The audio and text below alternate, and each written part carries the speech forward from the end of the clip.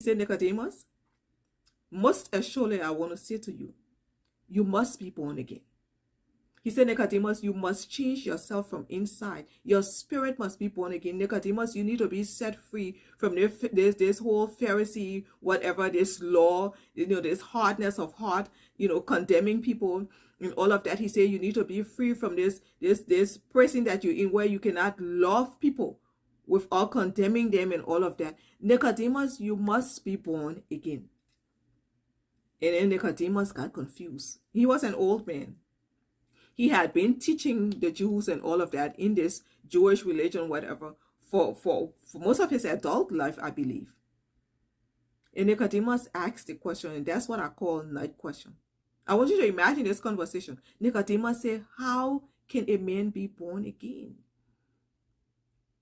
Does he enter his mother's womb as an adult and be born again? This is the teacher of the law asking this question to Jesus Christ. And Jesus, with so much love and patience and all of that, he went on to explain the process to Nicodemus. The process of being born of the Spirit, where God's Spirit comes inside you and you experience the new birth. It's a spiritual thing. And so he explained to Nicodemus. And then Nicodemus had all these questions. He said, how can these things be?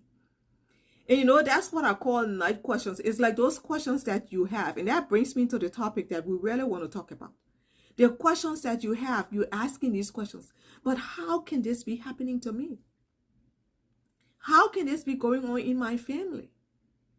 How is it that this is a thing that is always happening, that I'm struggling with this thing? Why is it going this way with this child or with my spouse? Why is this happening in my business? What's going on at my workplace with my employer or with my employees? What is happening? Those are the questions that we have sometimes. And sometimes those questions are much more deeper than that. Private questions. I want to point you to the place where you can ask those questions. You can ask all the questions you have. It is a safe place, and you will obtain the answers that you need. The place to take those night questions is to take them first to God.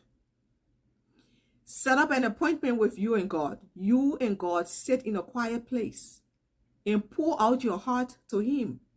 Ask Him the questions. It's okay. He already knows. Ask Him the questions and allow Him to speak to your heart, to speak to your spirit through His word primarily. Allow Him to talk to you, to answer your questions, or allow Him to just sit there and listen to you. He wants to do